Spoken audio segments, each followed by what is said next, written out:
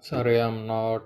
If I'm not one of those types of reviewer who is, who writes everything down and speaks professionally.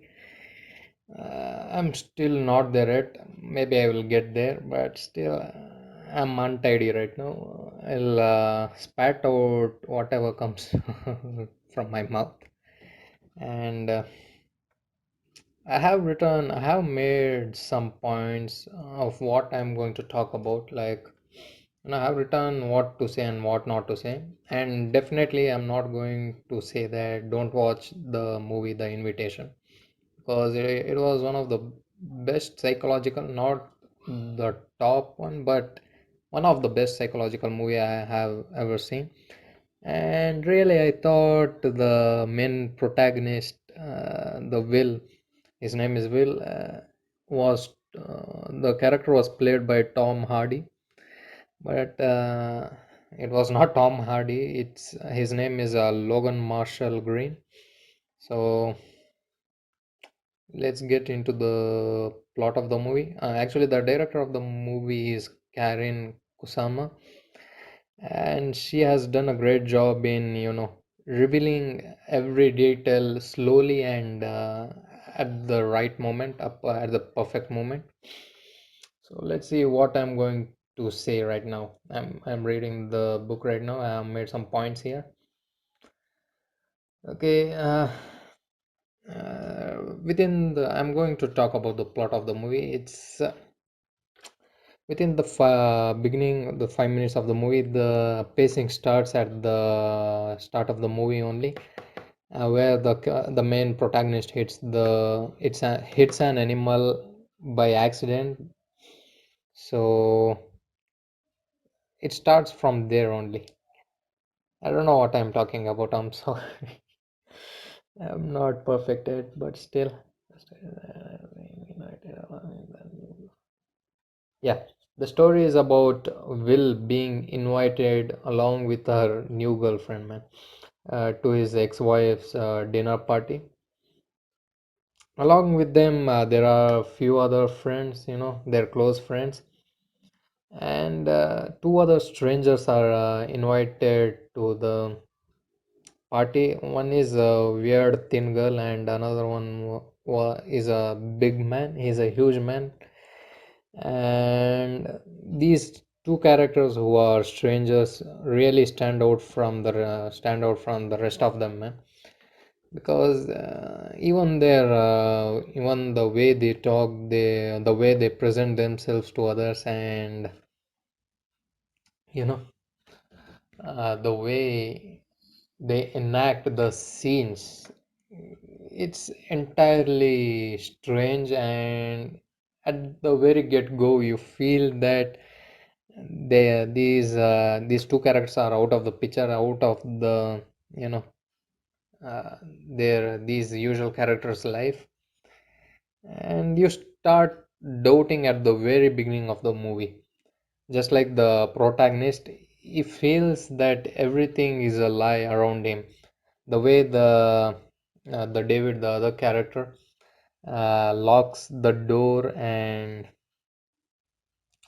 the way they try to mingle with the people, it feels entirely strange to me, and even to the main protagonist. We as an audience and the protagonist starts to connect and try to investigate what is going on here.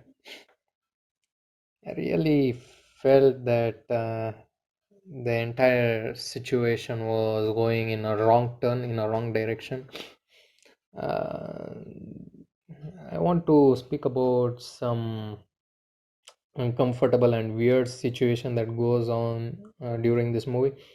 Like the host starts to play a video from the laptop where a woman is dying, and there is some cult member. He's a leader of that cult, and he's slowly, you know, I don't know what he's doing. He's definitely not healing her, but giving her, you know comfortable, comfort and being there for her, and you know letting her die peacefully.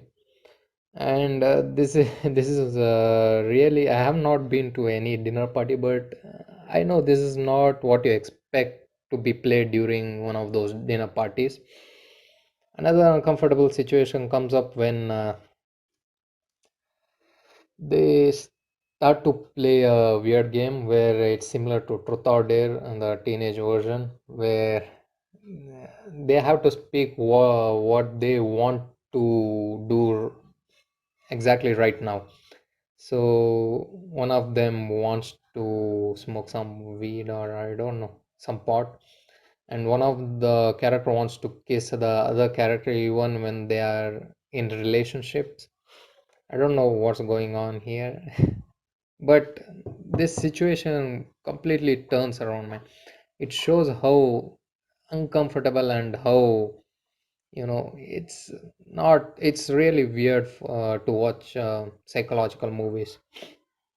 And don't worry, these incidents are for nothing, man. In the end, you will understand why, and you can link these scenes to the outcome of the ending of this movie. I mean, the hosts believe and treat their friends like a family, and they wanted to come live with them wherever they go. They are compassionate, but still they are little on their edge. They are psychologically depressed, and you will understand what I'm talking about when you watch the movie.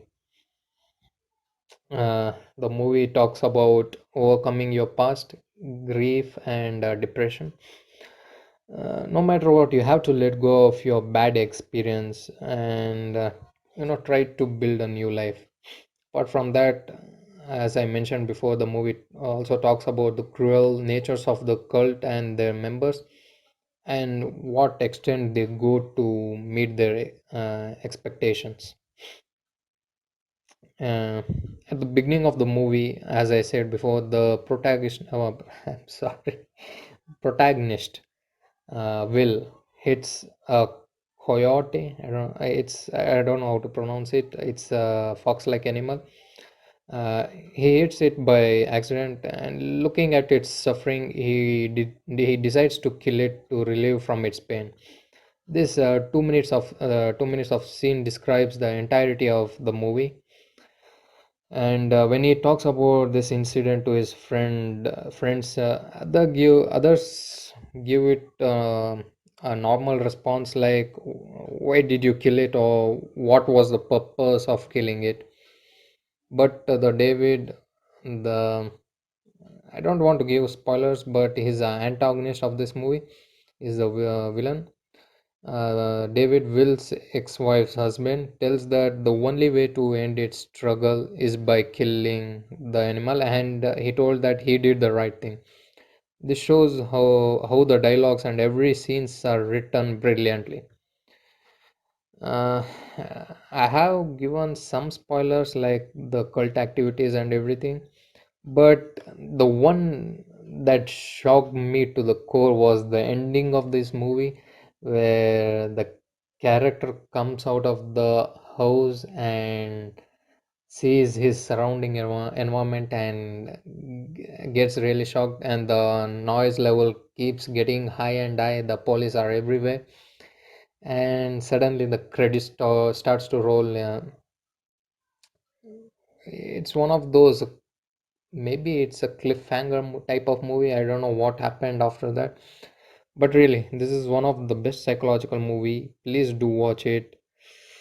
And again, thanks for watching my horrible review video. Anyway, I'm going to improve in future. Thanks for watching.